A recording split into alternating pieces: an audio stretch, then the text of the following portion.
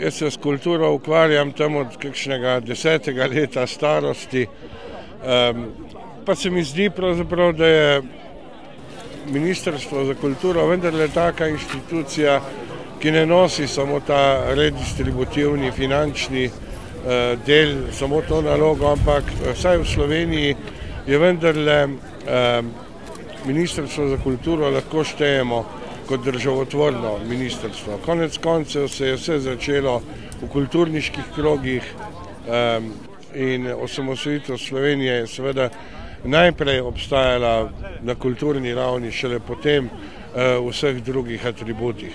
Tako da bolj kot ta finančni del se mi zdi pomemben simbolni del. Poleg tega pa se mi zdi, da sedanji izničevalci tega pomena seveda hočejo pravzaprav vse zasluge za samostojnost Slovenije odvzeti vsem drugim akterjem razen sebi.